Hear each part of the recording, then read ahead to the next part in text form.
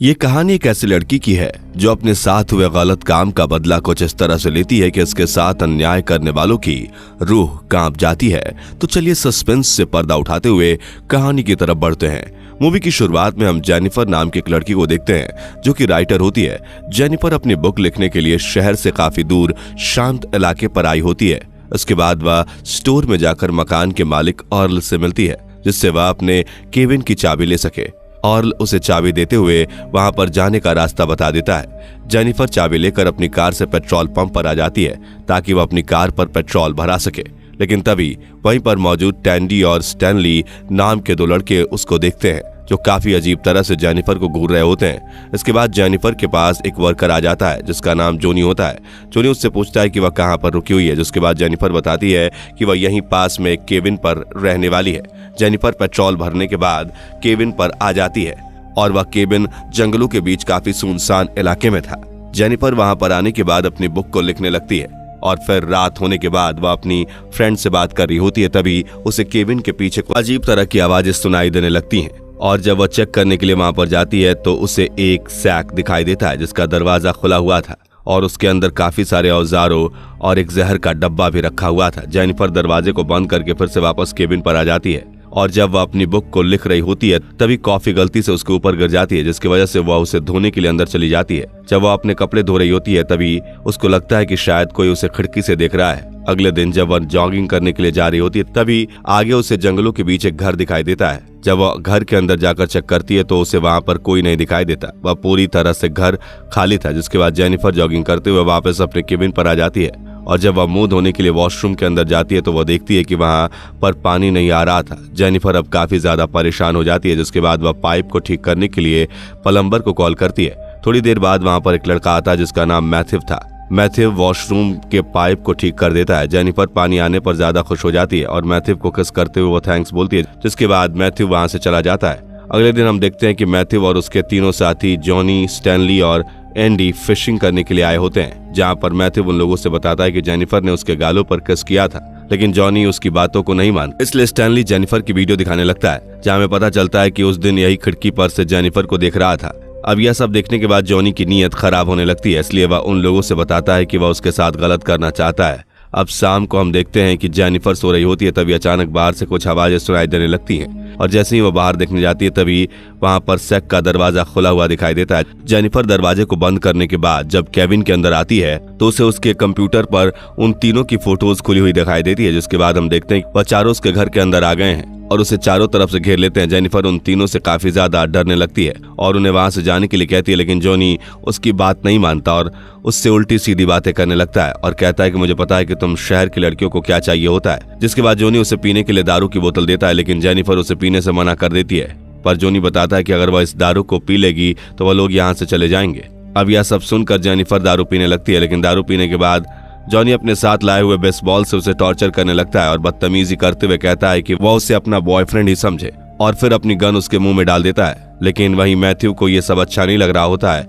इसलिए वह अपना मुंह दूसरी तरफ कर लेता है। एंडी दारू की बोतल उसके मुंह पर डालने लगता है, लेकिन तभी जेनिफर बैग से स्प्रे निकालती है और उसकी आंखों पर डालकर वहां से भागने लगती है। जेनिफर भागते हुए जंगल से काफी दूर निकल जाती है और जब सुबह होती है तो दो आदमी उसे मिलते हैं। उन दोनों में से एक केबिन का मालिक अर्ल और दूसरा शरीफ होता है। जेनिफर शरीफ से अपने साथ हुई सभी हरकतों के बारे में बताती है। शरीफ उसे शांत रहने के लिए कहता है और कहता है कि तुम चिंता मत करो, मैं अभी तुम्हारे साथ केबिन पर चलता हूँ। जेनिफर शरीफ के साथ केबिन पर आती है, लेकिन वह दोनों देखते हैं कि वहां पर कोई नहीं है और वहां से सभी लोग चले गए हैं। फिर तभी हम देखते हैं कि शरीफ उसके शरीर को टच करने लगता है और देखते ही देखते वो चारों भी उसके पास आ जाते हैं। जेनिफर उन लोगों को देखकर समझ जाती है कि उन चारों के साथ शरीफ भी मिला हुआ है। इसके बाद जॉनी जेनिफर को काफी जोरों से पकड़कर मैथ्यू से कपड़े उतारने के लिए कहता है। मैथ्यू वो सब करने से मना कर देता है, लेकिन उसके साथी उसे जबरदस्ती ही उसके साथ वो सब करने के लिए कहते हैं। मैथ्यू कपड़े उतार कर उसके ऊपर आ जाता है, उसके साथ जबरदस्ती करने लगता है। जेनिफर को वो सब करने पर काफी ज्यादा दर्द हो रहा था, पर तभी हम देखते हैं कि शरीफ को उसकी बेटी एंजल का कॉल आ जाता है जिसमें वो उससे जल्दी घर आने के लिए कहती है। इसके बाद ये सभी लोग ऐसा करने के बाद जेनिफर को छोड़कर वहां से चले जाते हैं। उन सभी के चले जाने के बाद जेनिफर कैसे भी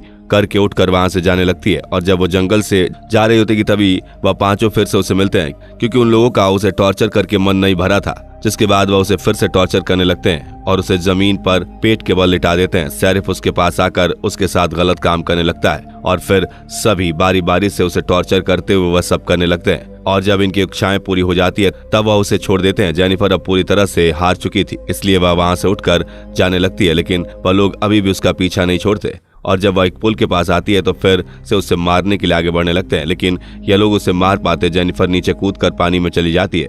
ये सभी उसे पानी में देखने लगते हैं, लेकिन उन्हें वहां पर जेनिफर दिखाई नहीं देती। काफी देर तक ये सभी उसकी बॉडी के बाहर आने का इंतजार करते हैं, लेकिन उसकी बॉडी पानी से बाहर नहीं आती। अब सभी लोग काफी ज्यादा घबराने लगते हैं और उसे पानी में ढूंढने लगते हैं, लेकिन जब वह वहां पर नहीं मिलती तो शेरिफ बताता है कि तुम्हें जेनिफर पर नजर रखना होगा, क्योंकि अगर वह कहीं गलती से बच गई और यहाँ से भाग गई तो हम लोग बहुत बड़ी मुसीबत में पड़ जाएंगे। इसके बाद वह लोग जेनिफर के कपड़े और उसके इस्तेमाल किए गए सभी चीजों को जला देते हैं, जिससे अगर कोई इंक्वायरी करने आए तो उसे कोई सबूत न मिले। शेरिफ रात होने के बाद घर आकर अपनी बेटी एंजल से मिलता है। एंजल काफी ज्यादा खुश होती है और उसे सरप्राइज देते हुए कहती है कि वह यूएनएस के लिए सेलेक्ट हो गई है। अगली सुबह शेरिफ मकान मालिक अर्ल के पास जाकर केविन की चाबी दे देता है और उसे कहता है कि वह लड़की वहां से चली गई है। इधर यह सभी लोग जेनिफर को वहां पर ढूंढने की कोशिश करने लगते हैं, लेकिन उन्हें जेनिफर कहीं पर भी नहीं मिलती। वहीं दूसरी तरफ मैथ्यू अपने आप से हुई गलती पर काफी ज्यादा गिल्टी फील करता है। अगले दिन अर्ल शेरिफ को कॉल करते हुए कहता है कि उसे जेनिफर की बहन का कॉल आया था और उसने बताया कि अभी तक जेनिफर घर नहीं आई। वहीं दूसरी तरफ स्टैनली भागते हुए जॉनी और एंडी के पास आता है और उन्हें बताते हुए कहता है कि उसका कैमरा चोरी हो गया है, जिसमें हम लोगों ने जेनिफर के साथ वीडियो शूट किया था। अब जॉनी यह सब सुनने के बाद काफी ज्यादा गुस्सा हो जाता है और उसे वहीं पर मारने लगता है। इसके बाद रात में हम जॉनी को अपने घर पर शराब पीते हुए देखते हैं। तभी उसे बाहर कुछ आवाजें सुनाई देती हैं और जब वह बाहर आकर देखता है तो उसे वहां पर जेनिफर की एक फुटवियर पड़ी हुई मिलती है। जॉनी फुटवियर देखकर काफी ज्यादा घबरा जाता है और बाहर की तरफ देखता है तो उसे झाड़ियों में कुछ आवाजें सुनाई देती हैं। जॉनी भागता हुआ वहां चेक करता है तो उसे मैथ्यू के कुछ रबड़ बैंड मिल जाते हैं, जिससे जॉनी समझता है कि शायद यह सब मैथ्यू कर रहा है। वहीं दूसरी तरफ शेरिफ जब घर आता है तो उसे एक गिफ्ट मिलता है, जिसमें उसकी वाइफ बताती है कि किसी ने तुम्हारे लिए भेजा है। गिफ्ट के अंदर एक कैसेट होता है। शेरिफ जब कैसेट को देखता है तो उसमें जेनिफर और उसके सभी दोस्तों की वही वीडियो थी जिसे स्टैनली ने कैमरे से शूट किया था। शेरिफ अब काफी ज्यादा परेशान हो जाता है और उन सभी के पास जाता है। शेरिफ स्टैनली को मारने लगता है और कहता है कि तुमने वीडियो को शूट किया था, जिसके बाद जॉनी बताता है कि उसे भी कोई कल रात परेशान कर रहा था। उसके बाद शेरिफ दोपहर को अर्ल के पास जाकर उसे मार देता है, क्योंकि अब उसे भी शेरिफ पर शक होने लगा था। वहीं दूसरी तरफ हम मैथ्यू को केविन के सामने देखते हैं और वह जेनिफर के साथ हुई गलती पर अफसोस कर रहा था, पर तभी उसे केविन से जेनिफर की आवाज सुनाई देती है और जब वह ऊपर जा रहा होता है तभी सीढ़ी से नीचे गिर जाता है, जिससे वो वहीं पर बेहोश हो जाता है। अगले सीन में जब मैथ्यू होश में आता है तो वह अपने आप को एक सुनसान घर में पाता है, जहां पर कोई और नहीं बल्कि जेनिफर ही होती है। मैथ्यू जेनिफर से अपने किए हुए पर काफी ज्यादा शर्मिंदगी महसूस करता है और उसे सॉरी बोलते हुए कहता है कि उसने वह सब जानबूझकर नहीं किया था, पर जेनिफर उसके गले पर रस्सी डालकर उसे मारने लगती है और उसे वहीं पर बेहोश कर देती है। वहीं दूसरी तरफ एंडी और स्टैनली मैथ्यू को ढूंढते हुए इसी घर के पास आ जाते हैं और जब एंडी घर के अंदर जाता है तभी जेनिफर स्टैनली के सामने आ जाती है। स्टैनली उसे मारने के लिए आगे की तरफ बढ़ ही रहा था कि तभी उसका पैर एक रैप से फंस जाता है, जिसकी वजह से एंडी को बुलाने लगता है। एंडी जब वहां पर आकर खड़ा हो जाता है तभी पीछे से जेनिफर एक बल्ले से उस पर अटैक कर देती है और वह दोनों को मारकर बेहोश कर देती है। अगले सीन में हम एंडी को बाथटब में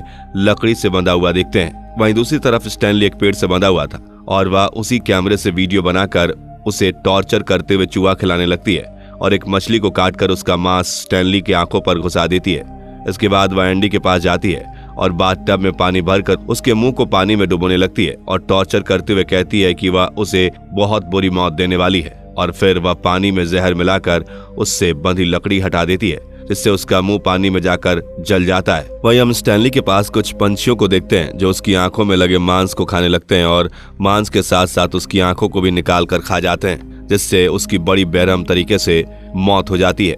अगले सीन में हम जेनिफर को पेट्रोल पंप पर देखते हैं, जहां पर वह जॉनी को बेहोश करके किडनैप कर लेती है और उसके सभी कपड़े उतार कर उसे टॉर्चर करने लगती है और उसका प्राइवेट पार्ट काट कर उसके मुंह में डाल देती है। जिससे उसकी मौत मौके पर ही हो जाती है। इसके बाद हम देखते हैं कि जेनिफर शेरिफ के घर आ जाती है और उसकी वाइफ के फोन से जब शेरिफ को कॉल करती है तो शेरिफ काफी ज्यादा डर जाता है। जेनिफर शेरिफ की बेटी को लेकर वहाँ से प्लेग्राउंड पर आ जाती है और जब शेरिफ वहाँ पर आता है तो उसे उसकी बेटी कहीं पर भी नजर नहीं आती और जब वापस जाने लगता है तभी अचानक जेनिफर उस पर अटैक कर देती है और उसे बेहोश करके किसी सुनसान घर पर ले जाती है। और जब शेरिफ की आंख खुलती है तो वह देखता है कि उसके पीछे जेनिफर उसकी बंदूक घुसाकर टॉर्चर कर रही थी और उससे कहती है कि उसे भी इस तरह दर्द हो रहा था जब तुम सभी ने मिलकर उसके साथ गलत काम किया था। शेरिफ जेनिफर से अपनी बेटी के बारे में पूछता है, जिस पर जेनिफर कहती है कि अगर तुम्हारी बेटी के साथ कोई ऐसा करे जो तुमने मेरे साथ किया है तो तुम क्या करोगे, जिस पर शेरिफ कहता है कि वह उसे जान से मार देगा। तभी जेनिफर कहती है कि वह भी उसके साथ ऐसा ही करने वाली है, जिसके बाद वह गन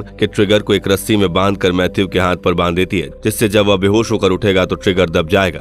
जिसके बाद जेनिफर उन दोनों को छोड़कर बाहर चली जाती है और जब मैथ्यू होश में आता है तो उसके हिलने की वजह से गन का ट्रिगर दब जाता है, जिससे कि दोनों की मौत वहीं पर हो जाती है और इसी के साथ यह मूवी यहीं पर समाप्त हो जाती है। मूवी की स्टोरी अच्छी लगी हो तो वीडियो को लाइक करें और हमारे हॉलीवुड क्लाइमेक्स चैनल को सब्सक्राइब करना मत भूलिए।